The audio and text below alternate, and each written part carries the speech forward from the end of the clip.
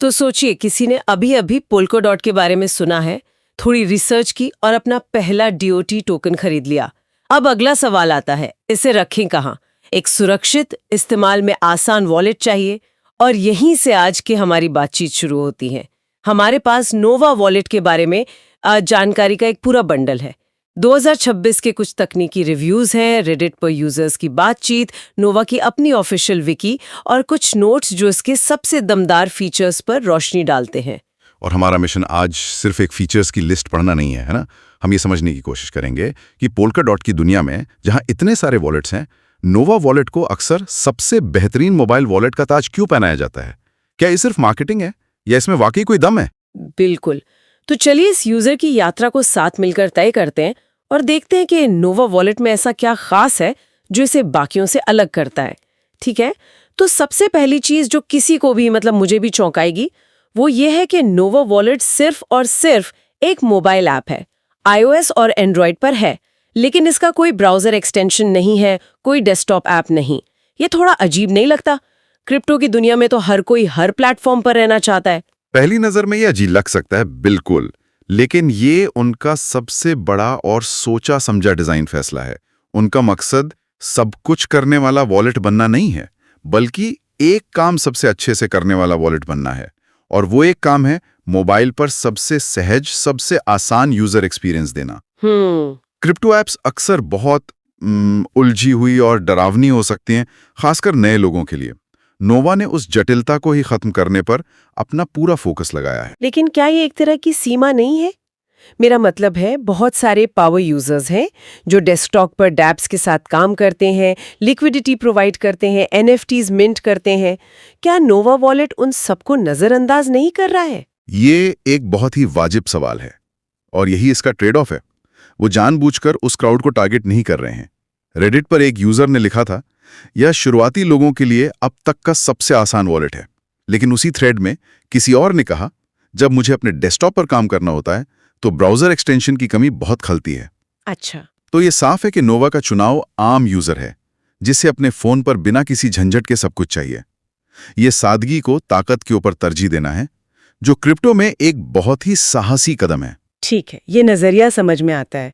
तो मान लीजिए मैंने ऐप डाउनलोड कर ली, इसकी सादगी मुझे पसंद आई। अब मैं इसमें कर क्या क्या सकती हूँ?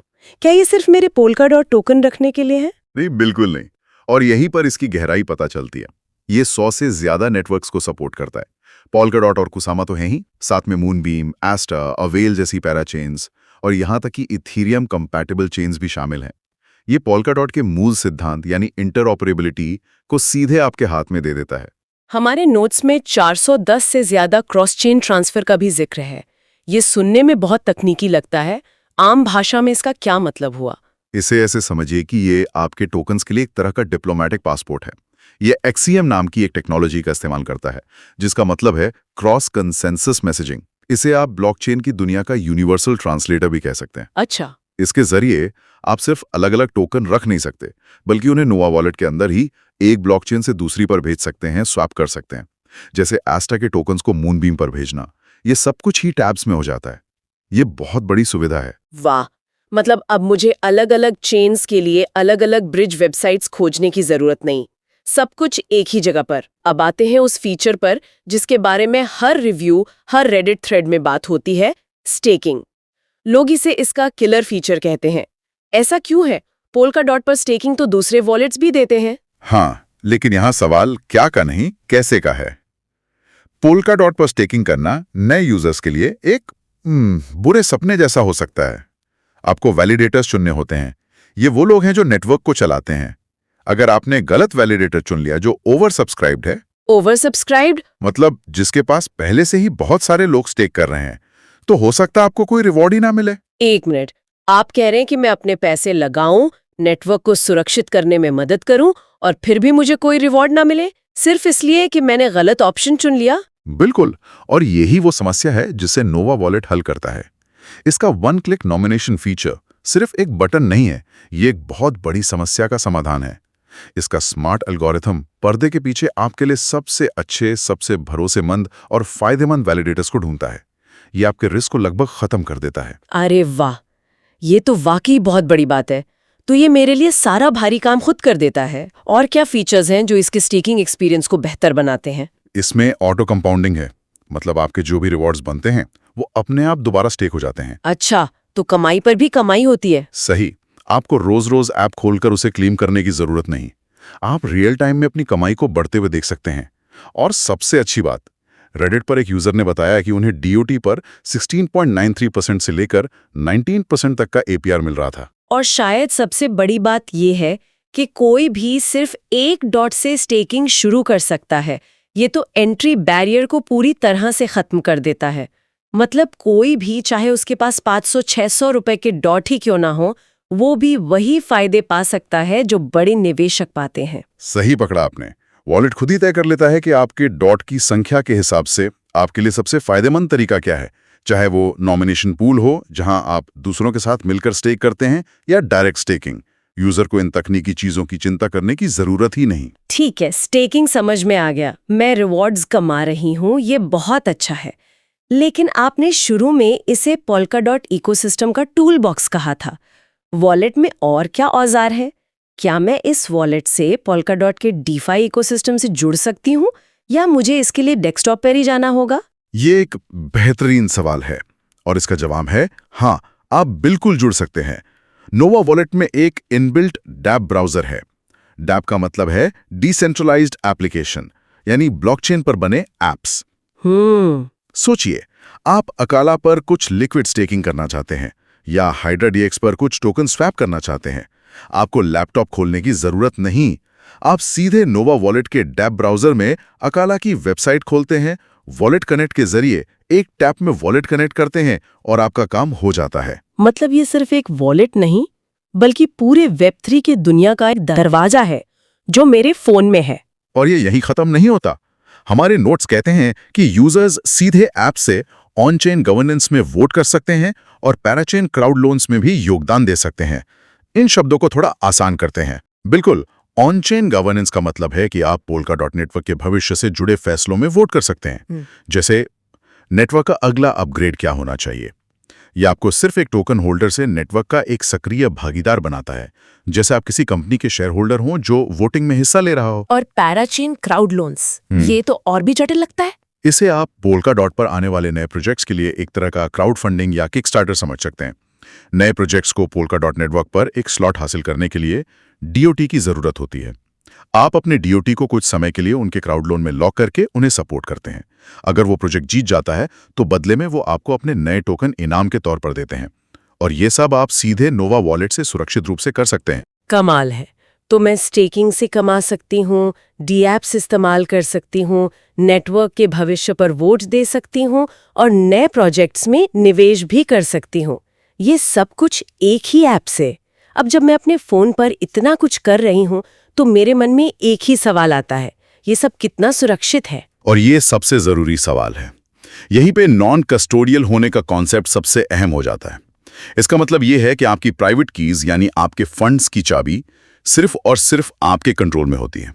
इसे ऐसे समझिए कि ये आपके पैसे बैंक के लॉकर में रखने और अपने घर की तिजोरी में रखने जैसा है, जिसका कॉम्बिनेशन सिर्फ आपको पता है। नोवा वॉलेट के सर्वर पर आपकी कीज कभी नहीं जाती, वो आपके फोन पर एनक्रिप्ट होकर स्टोर होती हैं। पूरा कंट्रोल आपके हाथ में है। ठीक है, तो कंट्रोल मेरे पास है, लेकिन फोन तो खो भी सकता है, चोरी भी हो सकता है। इसके लिए क्या सुरक्षा उपाय हैं? इसके लिए मल्टी लेयर प्रोटेक्शन है। पहला तो बायोमेट्रिक ऑथेंटिकेशन है, यानी आपका फिंगरप्रिंट या फेस आईडी, जिसके बिना कोई ट्रांजैक्शन नहीं हो सकता। दूसरा, आपके पास पारंपरिक 12 या 24 शब्दों का सीड फ्रेज तो होता ही है, साथ ही एक सिक्योर क्लाउड बैकअप का ऑप्शन भी है। यह आपके सीड फ्रेज को आपके पासवर्ड से एन्क्रिप्ट करके आपके iCloud या गूगल ड्राइव पर सेव कर देता है। अच्छा, ये तो बहुत अच्छा ऑप्शन है। और जो लोग सबसे ज्यादा सुरक्षा चाहते हैं, उनके लिए यह लेजर और पॉलकट वॉल्ट जैसे हार्डवेयर वॉलेट्स को भी सपोर्ट करता है। एक और बात जो भरोसा बढ़ाती है वो ये है कि इसका कोड पूरी तरह से ओपन सोर्स है और गिटहब पर उपलब्ध है। ये वैसा ही है जैसे आप किसी रेस्टोरेंट के किचन में जाकर देख सकते हैं कि आपका खाना कैसे बन रहा है। कोई भी डेवलपर इसके कोड को जांच सकता है। ये पारदर्शिता विश्वास बनाती है। ये सुनकर तसल्ली हुई। अब एक ऐसे फीचर की बात करते हैं जो क्रिप्टो को हमारी असल दुनिया से जोड़ता है और जो मुझे सुनने में किसी साइंस फिक्शन फिल्म जैसा लगता है। Polkadot Mastercard debit card. क्या मैं वाकई अपने स्टेकिंग रिवॉर्ड से अपनी सुबह की कॉफी खरीद सकती हूँ? हाँ, बिल्कुल कर सकती हैं। मेकुरियो के साथ पार्टनरशिप में नोवा ने ये संभव कर दिया है। यूजर्स अपने डीओटी को सीधा नोवा वॉलेट से इस कार्ड में टॉप अप कर सकते हैं और फिर जहां भी मास्टर कार्ड चलता है, चाहे वो कोई कैफे हो, ऑनलाइन शॉपिंग साइट हो, आप उसे इस्तेमाल कर सकते हैं। ये क्रिप्टो को सिर्फ एक डिजिटल संपत्ति से निकालकर रोजमर्रा के खर्च की चीज बनाने की दिशा में एक बहुत बड़ा कदम है। ये तो वाकई भविष्य की झलक जैसा है। चलिए अब इसे इसके प्रतिस्पर्धियों के सामने रखकर देखते हैं। 2026 में बाजार में और भी अच्छे वॉलेट्स हैं, तो कोई नोवा वॉलेट को सब वॉलेट या टालिस्मैन जैसे वॉलेट्स पर क्यों चुनेगा? सबसे पहले नोवा वर्सेस सब वॉलेट। यहाँ मुख्य अंतर यूजर की प्राथमिकता पर आता है। जैसा हमने पहले बात की, नोवा मोबाइल फर्स्ट है और सादगी इसकी पहचान है।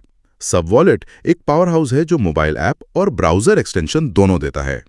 तो अगर आप एक ऐसे यूजर हैं जो ज्यादातर डेस्कटॉप पर काम करते हैं और वैलिडेटर चुनने में ज्यादा बारीक कंट्रोल चाहते हैं, तो शायद सब वॉलेट आपके लिए बेहतर हो।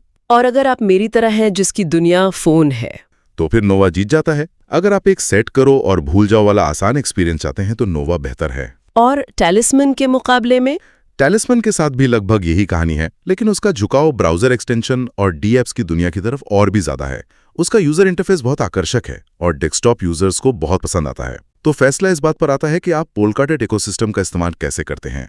अगर आप मुख्य रूप से मोबाइल यूजर हैं, तो 2026 के लगभग सभी रिव्यूज एक ही बात कहते हैं।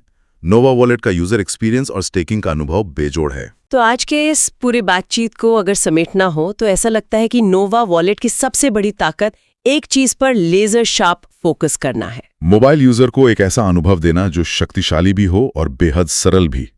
इसका वन क्लिक स्टेकिंग फीचर सिर्फ एक सुविधा नहीं, बल्कि नए यूजर्स के लिए पोलकाडॉट की दुनिया में एंट्री का सबसे बड़ा दरवाजा है। बिल्कुल, ये सिर्फ एक वॉलेट नहीं है, ये पोलकाडॉट इकोसिस्टम में भाग लेने के लिए एक पूरा गेटवे है।